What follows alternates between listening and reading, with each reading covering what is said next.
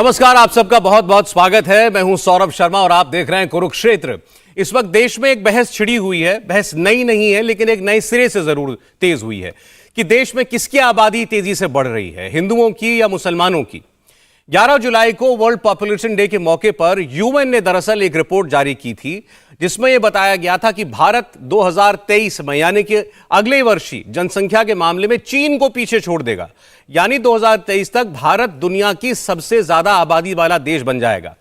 लेकिन देश में अभी भी बहुत से लोग हैं जिन्हें लगता है कि आबादी बढ़ने में कोई दिक्कत नहीं है, सब कुछ ऊपर वाला संभाल लेगा। सवाल है कि जिस चीन से हम अगले साल आबादी में आगे निकलने वाले हैं, वो चीन हमसे 1-2 नहीं 3 गुना बड़ा मुल्क है।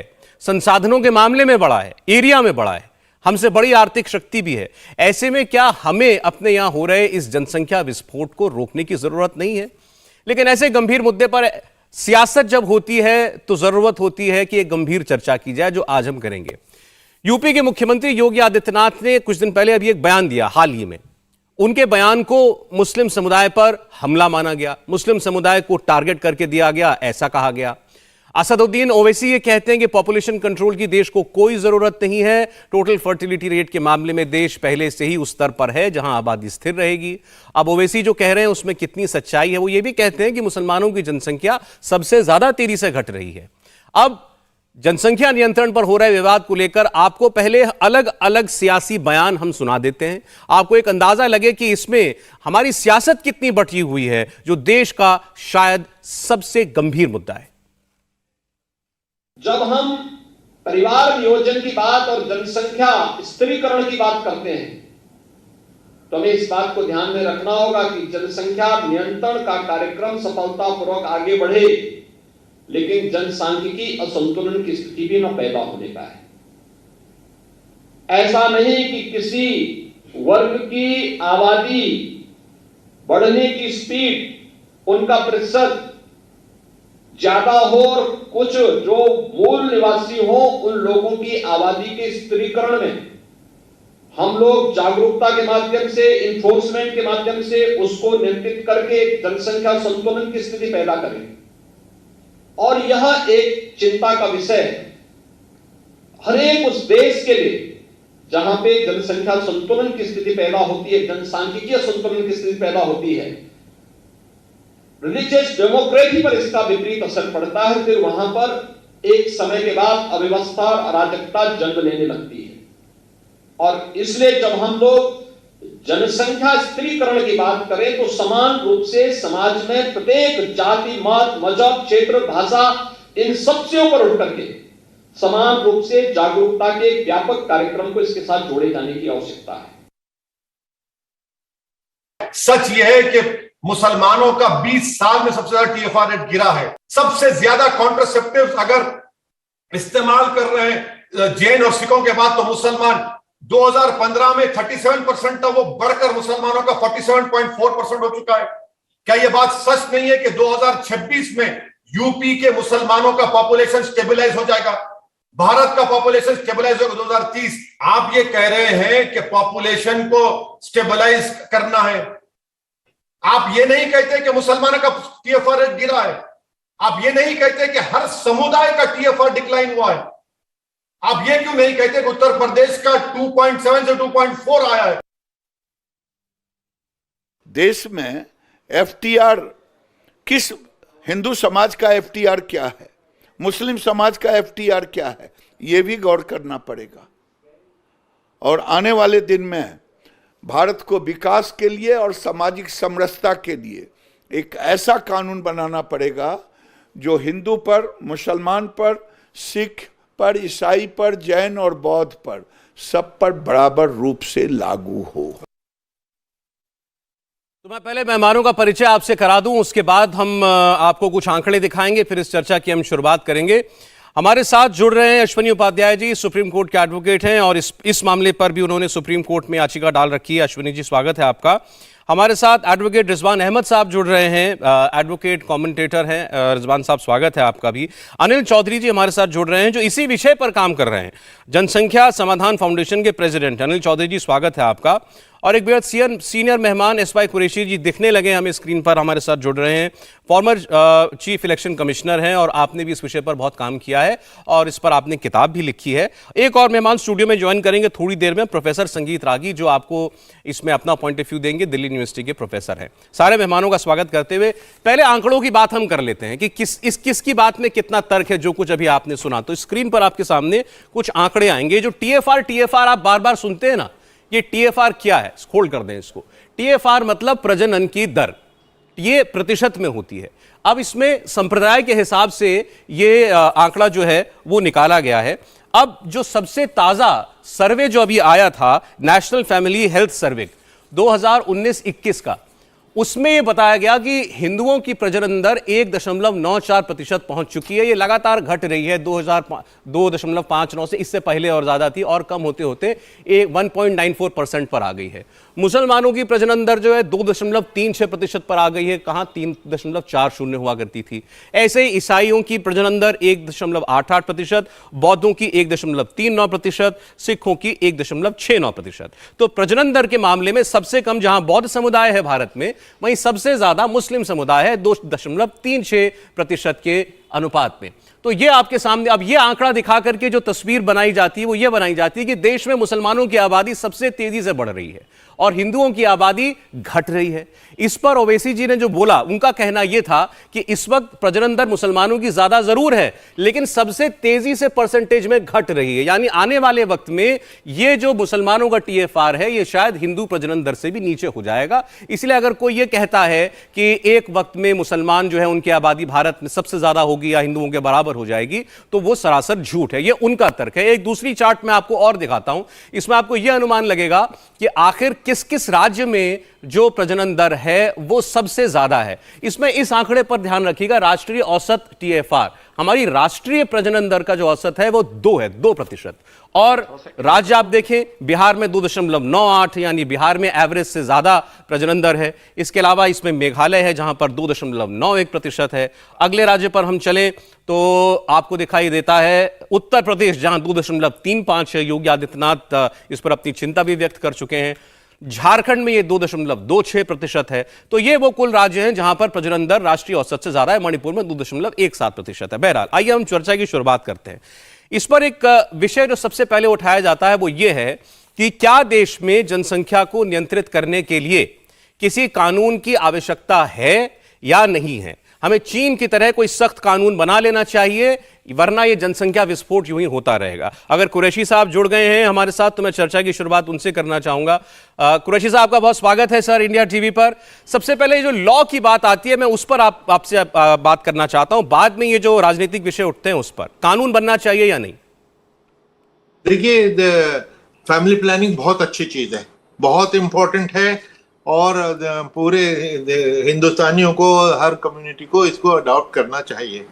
लेकिन अब कानून बनने की बात करनी चाहिए थी 60 साल पहले, 50 साल पहले, और उस वक्त तो नहीं की गई। अब जब हालात ठीक हो गए हैं, कंट्रोल हो गए हैं, पॉपुलेशन स्टेबलाइजेशन पे आ गई, रिप्लेसमेंट रेट से भी नीचे आ गई, उसके बाद कानून की बात करना इस वक्त ये मिसअंडरस्टैंडिंग ही क्रिएट करेगा कि अब जरूरत क्या पड़ी। जो काम प्यार से हो रहा है, होता चला आ रहा है, national population policy of 2000 Vajpayee ji के जमाने में शुरू हुई थी, उसने जो टारगेट दिया था वो टारगेट हमने अचीव कर लिया। उसके बाद अब बात करें, ये इसका मकसद सर सिर्फ इसके ऊपर पॉलिटिक्स। सर बस छोटा सा आंकड़ा, क्योंकि हम सब मानिए जो दर्शक आपको सुन रहे हैं, और मैं तो दर्शक तो समझदार है, बल्कि मैं अपने लिए कहूंगा, लेमैन आदमी की तरह आपसे बात करूंगा कि जो यूएन ने जो बोला कि हम अगले साल 2023 में चीन को आबादी में पीछे छोड़ देंगे, इसी साल हमारी आबादी 141 करोड़ है और चीन की आबादी 142 करोड़ है। अगले वर्ष हम उससे ज्यादा हो जाएंगे। 2005 का जो उन्होंने अनुमानित आंकड़ा दिया है वो डराता है कि 2050 तक हम 167 करोड़ हो जाएंगे। आप इसको भी कह रहे हैं कि ये हमारे विद इन टारगेट से और स्टेबलाइज्ड है। मैं बताता हूं, देखिए कि हम चीन से बढ़ जाएंगे, ये हम 15 साल से सुन रहे हैं, और हर बाद साल 2 साल की डेट आ जाती है कि बस 2 साल में बढ़ रहे हैं, 3 साल में बढ़ रहे हैं, लेकिन नहीं बढ़े। और अभी भी देखिएगा ये डेट भी आगे बढ़ेगी। उसकी क्या वजह? चीन को हम एडमायर करते थे कि था उन्होंने सख्ती से लॉ किया और 1 चाइल्ड नॉर्म किया। आपको मालूम है 2016 में उन्होंने 1 चाइल्ड नॉर्म को अबैंडन कर दिया और 2 चाइल्ड नॉर्म शुरू किया, और 2019 में उसको भी अबैंडन करके अब 3 चाइल्ड नॉर्म उसी चीन ने शुरू किया। तो अगर हमने चीन से ही सीखना है तो चीन से ये सीखें कि उन्होंने ऐसा क्यों किया। उन्होंने ऐसा इसलिए किया कि उन्होंने जो डंडा चलाया, सख्ती की, उसका जो डिजास्टर है वो अब उनको महसूस हुआ कि वहां पर बूढ़ों की पॉपुलेशन 70% हो गई और यंग लोगों की जो काम कर सकते हैं और इनकम करेंगे उनकी तादाद कम रह गई। खाने वाले हम हाथ मुंह ज्यादा, कमाने वाले हाथ कम। तो उसी चाइना जो हमारा हीरो है उसने क्यों पॉलिसी ऐसी रेडिकली चेंज की कि अब 3 चाइल्ड नॉर्म पे है, उस पर भी तो गौर करना चाहिए। ठीक है सर, ठीक है। तो कुरैशी साहब की अपनी ये राय है कि देश में जनसंख्या नियंत्रण के लिए कोई ऐसा रेडिकल कानून लाने की जरूरत नहीं है जिसकी वक्त मांग पर उठती है, वक्त पर उसकी मांग उठती रहती है। इस पर मैं चाहूंगा जरा अश्विनी उपाध्याय जी की चर्चा करना चाहूंगा। आप इस पक्ष में हैं कि कानून बने, और कानूनी नहीं सख्त कानून बने, क्यों? देखिए मैं क्यों कह रहा हूं सौरभ जी, जैसे ट्रेन का एक डब्बा होता है, उसमें 72 सीटें होती हैं स्लीपर में। चलो आपने 72 भर लिया, अब 72 आपने वेटिंग में भी ले लिया, 144 हो गए। लेकिन अब एक भी अगर एक्स्ट्रा होगा तो स्वाभाविक सी बात है अंदर मारकूट शुरू हो जाएगी, अंदर गुत्थम गुत्था शुरू हो जाएगी, क्योंकि उस डब्बे की एक लिमिट है। आपने 72 से 82 किया, 92 किया, 112 किया, 150 कर लिया, ठीक है, लेकिन लास्ट में क्या होगा कि बिल्कुल अंदर अंदर मारम पीट शुरू होगी, अराजकता फैलेगी उस डब्बे के अंदर। वही हो रहा है। हमें चाइना से तुलना करना ही नहीं चाहिए, हमें यह देखना चाहिए कि हमारी चादर कितनी है और हमने कितना पैर फैला दिया। अब मैं आपको आंकड़ा बताता हूं। रूस का क्षेत्रफल हमसे 5 गुना ज्यादा है, उसकी पॉपुलेशन 15 करोड़ है। चीन का क्षेत्रफल हमसे 3 गुना ज्यादा है, उसकी पॉपुलेशन 142 करोड़ 143 करोड़ है। अमेरिका की पॉपुलेशन अमेरिका का क्षेत्रफल हमसे 3 गुना ज्यादा है, उसकी पॉपुलेशन 33 करोड़ है। कनाडा का क्षेत्रफल हमसे 3 गुना ज्यादा है, उसकी जनसंख्या 4 करोड़ है। ब्राजील का क्षेत्रफल हमसे 3 गुना ज्यादा है, उसकी जनसंख्या 22 करोड़ है। ऑस्ट्रेलिया का क्षेत्रफल हमसे 2.5 गुना ज्यादा है, उसकी जनसंख्या 3 करोड़ है। ठीक है। और हमारी जनसंख्या 150 करोड़ है। मैं आप लोग 142 करोड़ कहते हो, मैंने सुप्रीम कोर्ट में एफिडेविट पे कहा है कि 122 करोड़ है। सरकार के आंकड़ों को यूज करके कहा है। सरकार ने अभी प्रेस कॉन्फ्रेंस करके बोला 130 करोड़ आधार बन गया। आधार जिंदा लोगों का बनता है, और हमें आज भी एक भी गांव नहीं मिला जहां 100% आधार हो। आधार तब बनता है जब बच्चा 10-12 साल का हो जाता है। देखिए लाइव पॉपुलेशन काउंटर जो है इस वक्त हमारी स्क्रीन पर चल रहा है। हम 140 करोड़ के आसपास हैं। आप 140 मानते हैं, मैं फिर से कह रहा हूं जो मेरी सुप्रीम कोर्ट में PIL है, मैंने 150 करोड़ क्लेम किया है और केंद्र सरकार ने उसको गलत नहीं ठहराया। आंकड़ा हमारा उन्होंने अच्छा 150 करोड़ ही मान लीजिए, आप ही सही साबित हो जाते हैं। अब मैं दूसरी बात बता, एक सेकंड, जो कुरैशी साहब ने कहा मैं उसका जवाब चाह रहा हूं अभी आपकी इस बात पर। वो ये कह रहे हैं कि कानून लाना था तो आजादी के वक्त लाते, तो आप अब तक जो है जो बीमारी थी उसका आपने इलाज कर लिया होता। अब जो काम ऑटोमेटिकली हो रहा है, आप रिप्लेसमेंट लेवल जो है 2.1% जो माना जाता है, उसके नीचे आपका TFR आ चुका है, 2 पर आ चुका है। रिप्लेसमेंट लेवल टेक्निकल सा टर्म है। मेरे को जो समझ में आया दर्शकों के लिए इतना, जो मैंने पढ़ा कहीं कि इस रेट पर, इस प्रजनन दर पर एक नस्ल दूसरी नस्ल को रिप्लेस कर देती है। मैं उसका जवाब ठीक, तो हम जब उससे ऑलरेडी नीचे आ गए हैं तो फिर अब क्या जरूरत है हमको किसी कानून की? मैं ये कह रहा हूं कि ट्रैफिक का कानून है वो उनके लिए है जो रेड लाइट तोड़ते हैं। मर्डर का कानून है ये वो उन पे लागू होगा जो मर्डर करेंगे। जितने भी देश में कानून है वो उनके ऊपर लागू होता है जो कानून तोड़ने वाले हैं। तो अगर कानून बनेगा हम दो हमारे दो स्ट्रिक्ट बनेगा, उसमें वोटर आईडी वापस जो वायलेट करेगा उसका वोटर राइट छीनने के लिए कानून बनेगा, या और ज्यादा जो एक्स्ट्रा वायलेट करेगा, मान लो 4 बच्चा करता अगर उसको 3-4 साल के लिए जेल में भी डाल दिया तो उससे दिक्कत कहां आएगी? इसका असर कितने वर्षों में दिखेगा, कितने दशकों में दिखेगा? इसका असर इमीडिएटली 5 साल के अंदर हमको दिखना शुरू हो जाएगा। 5 साल के अंदर हमारा TFR बिल्कुल एकदम स्टेबल हो जाएगा। हम दो हमारे दो सबके दो वाला फार्मूला शुरू हो जाएगा। और मैं एक आपको और आंकड़ा देना चाहता हूं। चाइना के अलावा दुनिया के 22 देश मैं नाम लेता हूं, America, Australia, Britain, Japan, Germany, Thailand, France, रूस, Italy, Argentina, Korea, Spain, Poland, Canada, Brazil, Sweden, Belgium, Cuba, Portugal, Greece, Kazakhstan, Africa. ठीक है। इन 22 देशों के बराबर जनसंख्या भारत की है। और अगर क्षेत्रफल देखें तो इन जो 22 देशों का क्षेत्रफल है, हमारा क्षेत्रफल उसका 1/20 है। ठीक है। यानी भारत का क्षेत्रफल इन 22 देशों का क्षेत्रफल हमसे 20 गुना ज्यादा है और हमारी जनसंख्या उनके बराबर है। जी बहस तो इस पर है ही नहीं, और मेरे ख्याल से कोई भी आदमी इस बात से नकार नहीं सकता कि हमारी आबादी हमारे संसाधनों से बहुत ज्यादा है। सौरभ जी मैं कह रहा हूं, आप इस देश में सबसे ज्यादा जागरूकता हेलमेट पहनने के बारे में है। आप कानून हटा दीजिए और ट्रैफिक पुलिस हटा दीजिए, देखिए बिना हेलमेट के लोग घूमना शुरू कर देंगे। कानून, अच्छा मानिए कानून के बगैर जो है इस वक्त आबादी हमारी बढ़ती जा रही है, तो आप किसी एक को जिम्मेदार मानते हैं? मैं तो कही नहीं रहा हूं, मैं इसमें जाति धर्म भाषा क्षेत्र की बात ही नहीं कर रहा हूं। सबके लिए कह रहे हैं मैं तो कह रहा हूं एक one nation two child law आ जाए, सब ठीक लोग है। हम दो हमारे दो फॉलो करें। अब मैं तीसरे मान लो दूसरे में कोई जुड़वा हो जाए तो चलो 3 बच्चे की छूट दे दो, लेकिन 3 के बाद जो करता है उसको आप जेल में ठूसिए। अभी तक हम बात कर रहे हैं कानून आना चाहिए नहीं आना चाहिए। कुरैशी साहब कहते हैं जरूरत नहीं है, उपाध्याय जी कहते हैं कानून की जरूरत है।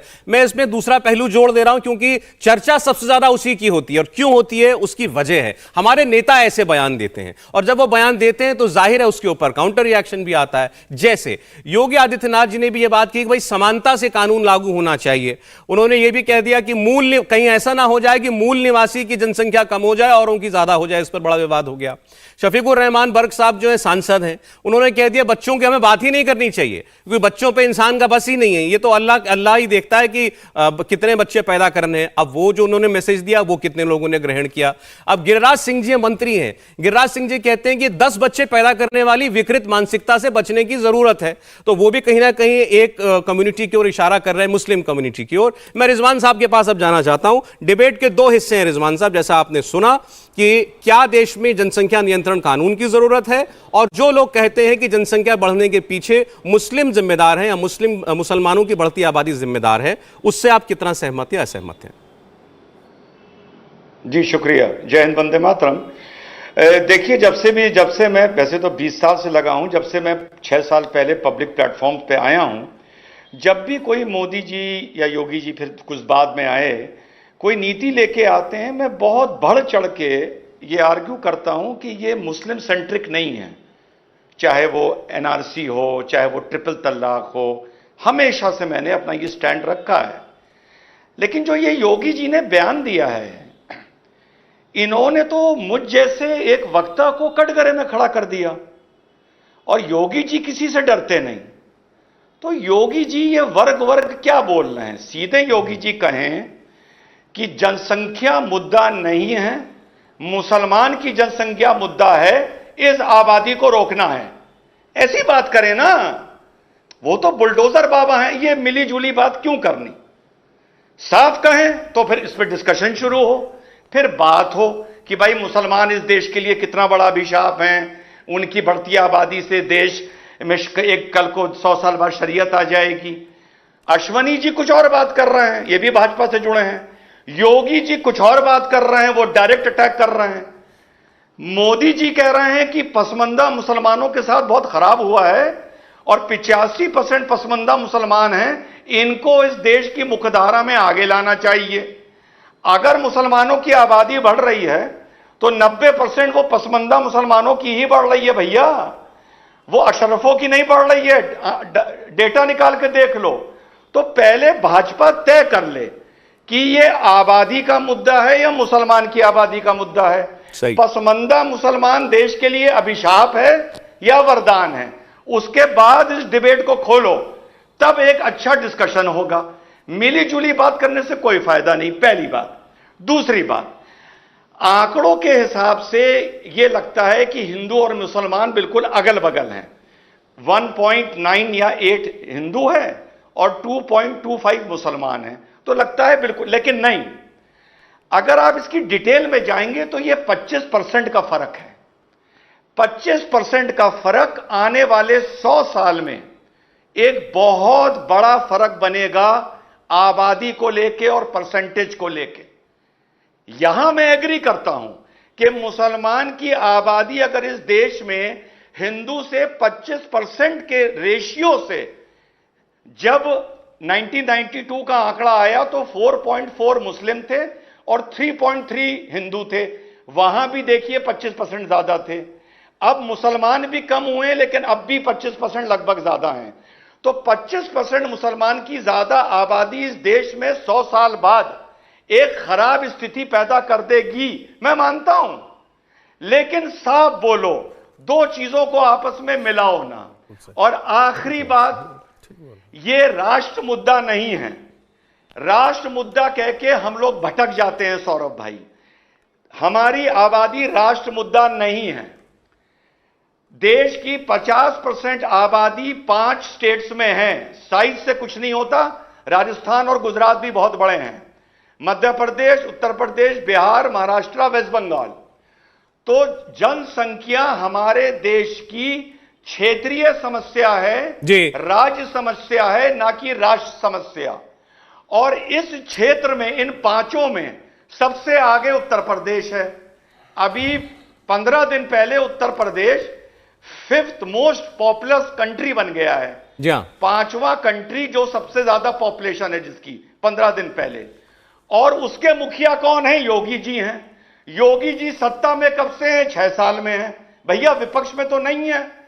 तो भैया अश्वनी भाई हो गए, या भाजपा का कोई प्रवक्ता हो गया, या गिरिराज जी हो गए, अरे प्रभु, ये सवाल तो योगी जी से पूछो ना। चलें ठीक है सर, कि तुम उत्तर प्रदेश में बैठे हो, 24 करोड़ की आबादी हो गई, तुम 6 साल से कर क्या रहे थे? अच्छा ठीक है, ठीक है, ये सवाल तो मोदी जी से पूछो ना। ठीक है रिजवान जी। रागी जी भी आ गए। रागी जी स्वागत है आपका। मैं एक कमेंट लेकिन जरा इसमें कुरैशी साहब का लेकर के आपको, अनिल जी को मैं इन्वॉल्व करता हूं चर्चा में, क्योंकि अभी रिजवान साहब ने जो अपना जो उन्होंने गणित बताया कि उनके हिसाब से आने वाले 100 वर्षों में मुस्लिम आबादी ऐसी कगार पर होगी जो उनके मुताबिक देश के लिए अच्छा नहीं होगा। कुरैशी साहब। नहीं, ये बिल्कुल उनको चाहिए कि मेरी किताब है population myth, Islam, family planning and politics in India, उसको पढ़ें। उसमें सारे स्टेटिस्टिक्स दी हुई हैं। इंप्रेशन जनरली ये क्रिएट किया जाता रहा है पिछले 60-70 साल में कि अगर हिंदू फैमिली में 2 बच्चे हैं तो मुसलमान के 8 या 10 होते हैं। जबकि आप नेशनल फैमिली हेल्थ सर्वे जो भारत सरकार का ही है उसमें देखिए 30 साल पहले NFHS 1 में the gap was only 1 child. So और वो घटते घटते घटते घटते 5वें तक आते आते 0.3, यानी एक बच्चे का भी फर्क नहीं है, 1/3 ऑफ ए चाइल्ड का फर्क रह गया। दूसरी चीज जो एक बड़ा एक मिथ है कि ये फैक्ट है कि मुसलमानों की में फैमिली प्लानिंग सबसे कम अडॉप्ट हुई है, सिर्फ 47%, लेटेस्ट फिगर 47% मुसलमानों ने फैमिली प्लानिंग अडॉप्ट कर ली। लेकिन एक चीज जो अश्विनी जी और सब लोग भूल जाते हैं, जरा देखिए नंबर 2 पे कल्प्रिट कौन है? हिंदू हैं। 42% हिंदूज ने फैमिली प्लानिंग अडॉप्ट नहीं की हुई है।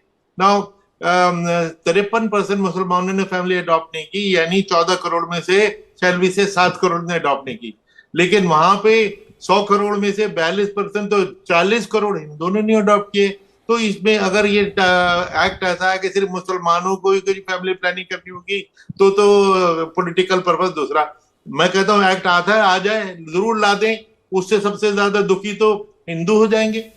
और ऐसे साल भर पहले भी पॉपुलेशन एक्ट लाने की बात की गई थी। सर एक बात का जवाब कुरैशी साहब। एक सेकेंड साल भर पहले जब इन्होंने इसी एक्ट की बात की थी, उसकी मुखालफत किसने की थी? विश्व हिंदू परिषद ने। उस कानून का दिक्कत क्या होगी बस सर, ये बताइए। अगर कानून की दिक्कत क्या होगी? 5 स्टेट्स में इसी तरह का कानून अब से 20 साल पहले आया था, राजस्थान, मध्य प्रदेश वगैरह में। मध्य प्रदेश की एक IAS ऑफिसर बहुत सीनियर निर्मला बुच ने एक स्टडी की और उसमें पाया कि जहां पे भी ये कंपल्शन होता है, इंसेंटिव और डिसइंसेंटिव, तो उसका नुकसान होता है।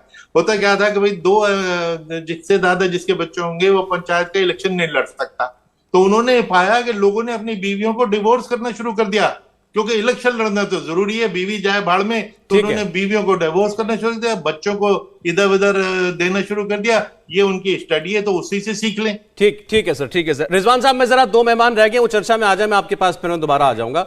जी रागी साहब, विषय दोनों है हमारे सामने। कानून बने जनसंख्या के लिए, और क्या मुसलमान ही बढ़ती आबादी के लिए जिम्मेदार है? देखिए, मैं सबसे पहले आपको बधाई नहीं दूंगा। मुझे जो इस्लामिक स्कॉलर रिजवान जी हैं, मैं उनकी साफगोई के लिए उनको बहुत बहुत धन्यवाद देता हूं। और अश्विनी भाई को मैं इसलिए नहीं देना चाहता हूं कि वो भारतीय जनता पार्टी के नेता हैं और वो वही बात कर रहे हैं जो एक राजनीतिक व्यक्ति करता है। देखिए, बात बहुत साफ है। 23% की मुस्लिम आबादी ने इस देश पर विभाजन थोपा था। जब समेकित भारत था, उस समय मुसलमानों की जनसंख्या 23% थी। और ध्यान रखिएगा, कॉन्स्टिट्यूएंट असेंबली डिबेट्स में जब माइनॉरिटी का खतरा जब बात की गई थी, तो सरदार पटेल ने एक चीज कहा था कि जो माइनॉरिटी देश पर विभाजन थोप देती है, उसे कमजोर कहना नेहरू जी बंद कर दीजिए।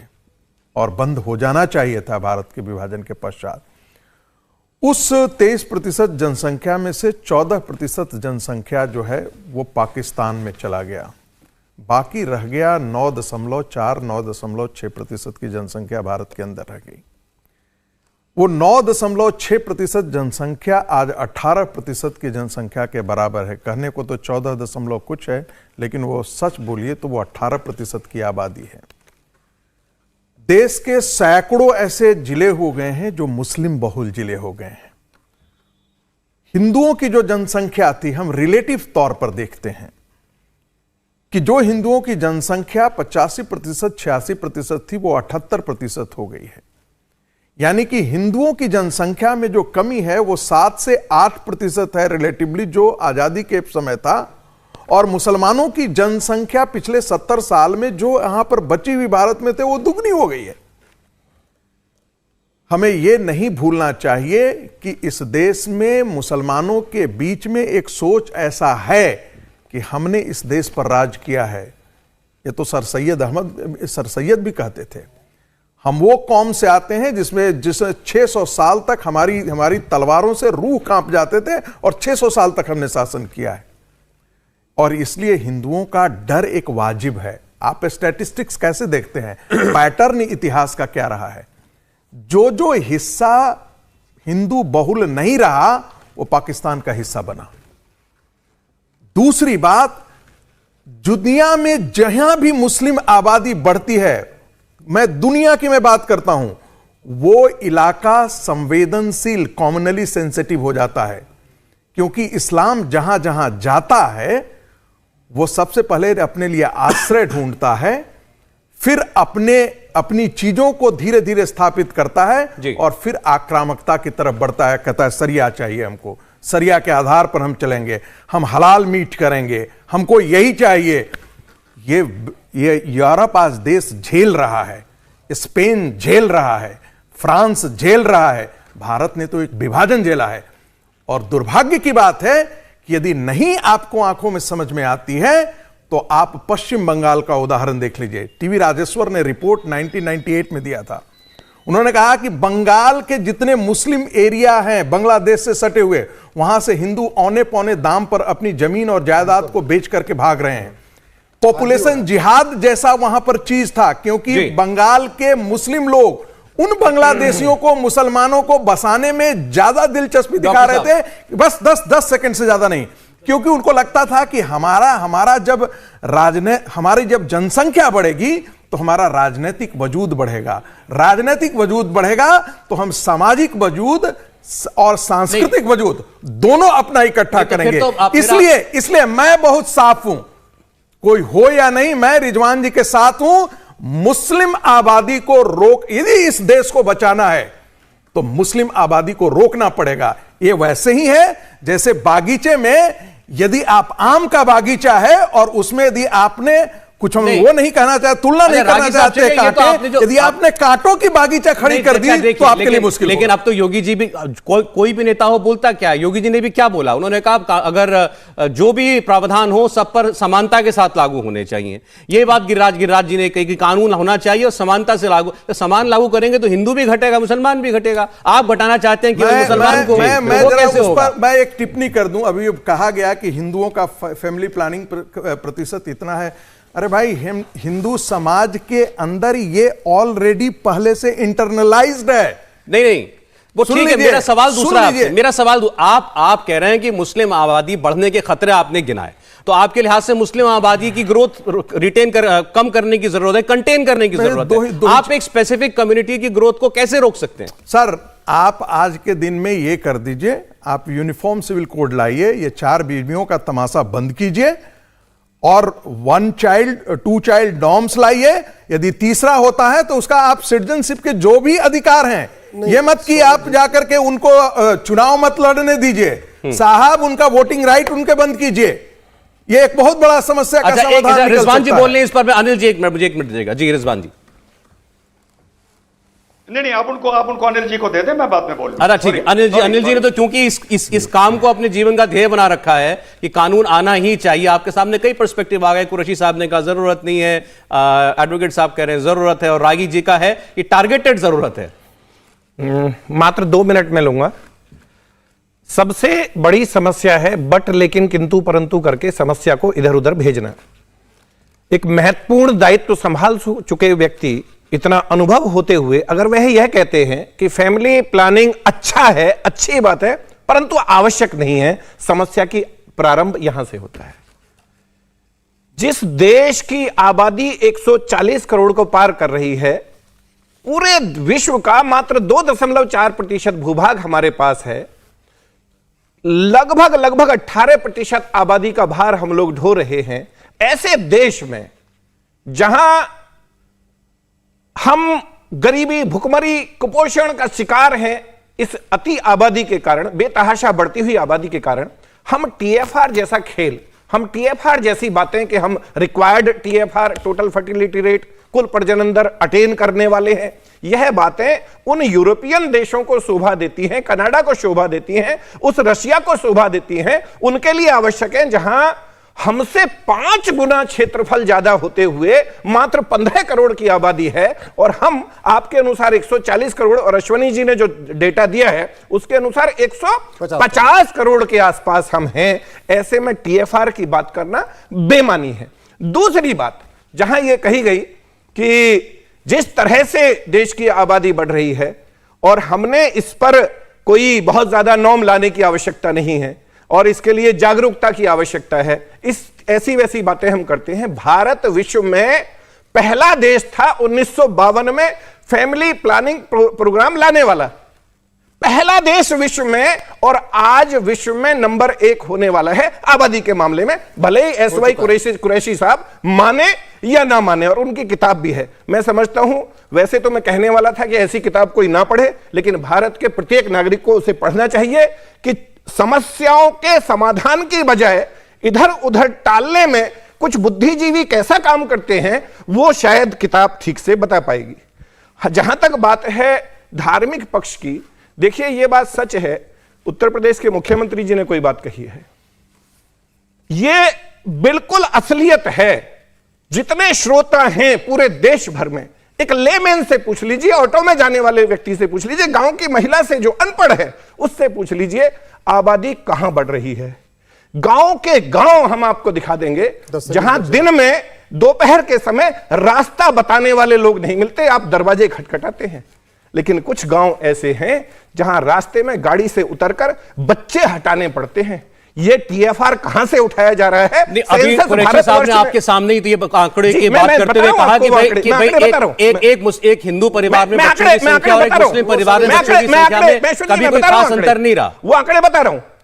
2011 की सेंसस, जनगणना, जो कि 9 और 10 में हुई थी, आज आप वो आंकड़े निकालेंगे तो पाएंगे आज एक वर्ग ऐसा है जो शायद 14, 15, 16 नहीं 10% की हिसाब से बढ़ रहा होगा। ये अपने इर्द गिर्द भी आप देख लेंगे। और दूसरी ओर 24% से लोग बढ़ रहे हैं। कहीं ना कहीं भारत की मूल संस्कृति, मूल जो हमारी सांस्कृतिक विरासत है, जो विश्व का कल्याण हो, वसुधैव कुटुंबकम हो, प्राणियों में एकता हो, ऐसी संस्कृति का, आबादी का संतुलन बने रहना आवश्यक है। आप भी कह रहे हैं कि उसके लिए जनसंख्या कानून बने। वर्ग असंतुलित तरीके से नहीं, मैं ये नहीं कह रहा हूं, मैं ये कह रहा हूं कि जनसंख्या कानून बने, जाति, धर्म, क्षेत्र, भाषा से ऊपर उठकर सभी नागरिकों पर समान रूप से लागू। पहली बात तो ये कहना कि जहां शिक्षा बढ़ जाती है, एजुकेशन आ जाती है, वहां पे जनसंख्या नियंत्रण हो जाता है, मैं बिल्कुल नहीं मानता। अगर कोई बुद्धिजीवी इसको कहता हो, मैं मेरे साथ केरल चले, मैं उसको अपने टिकट से ले चलूंगा और मैं कम से कम 100 परिवार दिखाऊंगा जहां 10 से 20 बच्चे हैं, पढ़ा लिखा परिवार है, उसमें कोई नर्स है, कोई डॉक्टर है, कोई इंजीनियर है, और 10 से 20 बच्चे और 3-3, 4-4 बीवियां। तो इसलिए केरल वाला मॉडल कि केरल में एजुकेशन है, जनसंख्या, अरे वहां जनसंख्या जो नियंत्रण हुआ किसकी, वहां का आप टीएफआर चेक कर लीजिए, अलग अलग पता चल जाएगा। दूसरी बात, एक जो बहुत बड़ा खतरा जिसको रिजवान जी कह रहे थे और जिसको रागी जी कह रहे थे, मैं उसको आगे बढ़ाता हूं। आज 75 साल पहले देश का विभाजन हुआ, यह कह के हुआ कि भाई हम, आप लोग नापाक हो, हम आपके साथ सरवाइव नहीं कर सकते, हमें पाक जमीन चाहिए, हम पाक आदमी हैं, हम पाक लोग हैं, इसलिए हमें पाकिस्तान चाहिए। एक पाकिस्तान बना 75 साल पहले, और 75 साल के बाद आज क्या स्थिति है, मेरी पीआईएल सुप्रीम कोर्ट में चल रही है, आपको पता है, माइनॉरिटी वाला, जिसमें मैंने डेटा दिया है। राज्यों के हिसाब से 9 राज्यों में हिंदू खत्म हो चुके हैं। लद्दाख में 1% बचे हुए हैं, लक्षद्वीप में 2% बचे हुए हैं, मिजोरम में 2% बचे हुए हैं, कश्मीर में 2% बचे हुए हैं, नागालैंड में 8% बचे हुए, ऐसे 9 राज्यों में। और डिस्ट्रिक्ट वाइज चलिए आप, तो डिस्ट्रिक्ट वाइज 200 जिलों में हिंदुओं का पलायन हो रहा है। 200 जिले में आपको बता रहा हूं रागी जी। हाँ, मैं आपको अभी आंकड़ा बताता हूं। बंगाल के 14 जिले से हिंदू पलायन कर रहे हैं। असम में हेमंता के आने के बाद रुका है, नहीं तो 9 जिलों में हिंदू बिल्कुल खत्म होने की कगार पे आ चुके, 10-20% बचे हैं। झारखंड के 3 जिलों से हिंदू पलायन कर रहे हैं। बिहार के 6 जिलों में हिंदुओं की स्थिति क्या हो रखी है। यूपी में बाबा के आने के पहले क्या था, यूपी में भी 18 जिले में हिंदू खत्म होने के कगार पे आ चुके हैं। हरियाणा का 2 जिला, मेरे सवाल का जवाब नहीं मिला। मैंने सवाल ये किया था, आप कानून लाएंगे तो भाई समान कानून लाएंगे ना, एक कानून सब पे लगेगा ना। तो लेकिन और आप लोग, आपका कहना यह है कि भाई एक वर्ग की आबादी सबसे तेजी से बढ़ रही है, वो कंट्रोल होना है, वो कैसे करेंगे? मुस्लिम इसका विरोध करते रहे, मुस्लिम समाज विरोध करते रहा। कानून अगर फिर से आएगा लॉलीपॉप वाला कि हम जो है क्या बोलते हैं, आपको चुनाव नहीं लड़ने देंगे या जनसंख्या नियंत्रण करोगे तो 1 लाख रुपए देंगे, तो फिर हिंदुओं का नुकसान होगा। ये लॉलीपॉप वाला कानून नहीं चाहिए, कानून कड़ा चाहिए। 2 बच्चे दूसरी बार अगर जुड़वा पैदा हो गया तो कोई बात नहीं, अच्छा, ठीक है। नहीं तो 3 बच्चे के बाद रिजवान जी बोलिए। वोटर राइट छीनिए, चौथे के बाद जेल में डालिए 5 साल की। जी रिजवान जी, एक तो कितनी बार बोला है सरकार इस्लामिक स्कॉलर ना लिखवाया करो। एक पत्थर के नीचे 3 इस्लामिक स्कॉलर होते हैं आजकल, वकील लिखवा दिया करो भाई, पहली बात। दूसरी बात, सौरभ भाई, संगीत भाई की बात से मैं बिल्कुल संतुष्ट हूं। क्यों? क्योंकि उन्होंने बिल्कुल साफ बात कही, लाभ लपेट बिल्कुल नहीं किया। यही मैंने पहली बाइट में बोला था कि भाई दोनों चीजों को मिलाओ ना। अगर कोई समस्या है तो सीधे बताओ तो अच्छी चर्चा होगी। अरे अब तो मैंने भी कर दिया। जो कुरैशी साहब ने बोला कि एक बच्चे का फर्क है, सुनने में बहुत कम लगा, लेकिन इस एक को अगर हिंदू के 3 और मुसलमान के 4, मैं परसेंटेज में बोलूंगा तो 25% बोलूंगा, तो सुनने में एकदम ज्यादा लगेगा, जिसका 100 साल बाद असर नजर आएगा। तीसरी बात, कुरैशी साहब की मैंने किताब पढ़ी नहीं है, मैं मंगवाऊंगा, लेकिन 1400 साल में कम से कम 100 ऐसे एग्जाम्पल होंगे, 100, जहां पर बढ़ती मुस्लिम आबादी ने उस जगह को कल्चरली, पॉलिटिकली टेक ओवर कर लिया, बर्बाद कर दिया है। कम से कम, जी मैं कह रहा हूं उसको बर्बाद कर दिया है, वहां की उस संस्कृति को ही खत्म कर दिया है। तो कम से कम 100 एग्जाम्पल होंगे। स्पेन एक ऐसी जगह है जहां पर मुस्लिम जाने के बाद वहां से विड्रॉ करना पड़ा। It is only 1 example in the country. बिल्कुल ठीक, लेकिन आपको मुद्दा पकड़ के चलना है। आपने एक शब्द इस्तेमाल किया, रागी भाई ने नहीं किया, आपने किया, टारगेटेड। तो सौरभ भाई, जब आप मुंह से बोलने की एक मुख्यमंत्री को क्या जरूरत है, जब आप 5 state Bihar, Madhya Pradesh, West Bengal, Maharashtra and Uttar Pradesh पकड़ोगे, जब यहां पर कंसंट्रेट करोगे, तो टारगेटेड कंट्रोल अपने आप हो जाएगा। करके तो देखो, मुंह से बोलने की जरूरत क्या है, असम भी है। और आखिरी बात, सौरभ भाई, आज की डेट नोट कर लो, टाइम नोट कर लो और रिकॉर्ड रखो। इस देश में सख्त कानून पॉपुलेशन कंट्रोल के लिए सख्त आ ही नहीं सकता, इम्पॉसिबल है, नामुमकिन है। बिल्कुल ये बस अब वजह बाद में बताऊंगा। नहीं बताइए। तीसरी बात, अगर लॉलीपॉप कानून आ गया, जो अश्वनी भाई ने बोला है, लॉलीपॉप कानून, तो मुसलमानों और तो हिंदुओं का बहुत नुकसान होगा। बिल्कुल। पता चला कि सरकार ने कहा कि अगर एक बच्चा होगा तो बत्ती का यूनिट 5 रुपया, और 2 होगा तो 6 रुपया, और 3 होगा तो 7 रुपया। तो हिंदू तो शायद बहुत से खड़े हो जाएं, वो कहें भैया ऐसा है, एक बच्चा करो और 5 रुपए यूनिट की बत्ती जलाओ। लेकिन वहां पर अगर हम मियां भाइयों ने धोखा दे दिया और उन्होंने कहा भैया 7 रुपया ले लो, लेकिन बच्चे हम 3 ही करेंगे, तो भैया 100 साल बाद बहुत नुकसान होगा। ध्यान रखना। सौरभ जी, अच्छा, मैं कुरैशी साहब के पास जाऊं उससे पहले जरा, आपने अभी कहा मैं बाद में बताऊंगा, लेकिन बताइए कि क्यों नहीं आ सकता कानून? ये आपने कहा ऐसा कानून कभी आ ही नहीं सकता, क्यों नहीं आ सकता? हाँ, हम जिस तरह हर चीज में चाइना नहीं बन पाए, हम इस कानून में भी चाइना कभी नहीं बन सकते। और एक बात और बताऊं, हम टीवी पर जो लोग बैठते हैं, हम सब पढ़े, माना जाता है सब पढ़े लिखे हैं, हम सबके एक दो बच्चे हैं, हम 4 भाई बहन हैं, 4 सगे, और हम सब में मिला के 6 बच्चे हैं, 6। अब आप लगा लो, ठीक। लेकिन किंतु परंतु जो रूरल इंडिया है, ग्रामीण इंडिया है, वहां की हकीकत यह है कि हिंदू वर्ग में भी एक ऐसा वर्ग है जिसमें बहुत बच्चे हो रहे हैं। आप जब बदलाव है वहां, कंट्रोल करेंगे, बदलाव हुआ है जी, बदलाव हुआ है वहां, लेकिन नहीं, अगर हुआ है तो पूरे देश में हुआ है, मैं कब कह रहा हूं नहीं हुआ है। हिंदुओं में भी कमी आई है, मुसलमान में भी आई है, लेकिन वहां पर अभी भी हमारे दो का रिवाज नहीं है ग्रामीण भारत में। ठीक बात। जब आप इसको पॉलिटिकली क्रश करेंगे तो इसका असर राजनीति पे नजर आएगा। जब तक हमारे पास मेडिकल फैसिलिटीज ना हो, गांव गांव में ना हो, कस्बे कस्बे में ना हो, मेडिकल टर्मिनेशन ऑफ प्रेगनेंसी की ना हो, बर्थ कंट्रोल के प्रोग्राम्स ना हो, इस सख्त कानून को हम नहीं ला सकते। ठीक है सर, पहले इसका रोड मैप कम से कम 3 साल बनाना पड़ेगा, उसके बाद इसमें कानून आ सकता है। फाइनल कमेंट, आज यकायक इसमें कानून नहीं। फाइनल कमेंट कुरैशी साहब का, बहुत कुछ आपके एनालिसिस पर और आपकी किताब पर भी कहा गया। कुरैशी साहब जी, 2 बातें बस मैं कहूंगा। एक तो आपके जो सबसे पहले टेबल थे, अगर आप उसको देखें कि यस, मुसलमानों की फैमिली प्लानिंग सबसे कम और बर्थ रेट हाईएस्ट है, लेकिन नंबर 2 पे कौन है वो तो गौर कर लीजिए, वो हिंदू है। और सबसे अच्छा है बुद्धिस्ट का, सिखों का। तो क्यों ना हिंदू सिखों और बुद्धिस्ट से सीखें और वो भी फैमिली प्लानिंग करें। तो इसमें मुसलमान और हिंदू दोनों बिल्कुल भाई भाई हैं, दोनों के बैकवर्डनेस है, दोनों के इलिटरेसी है इस वजह से।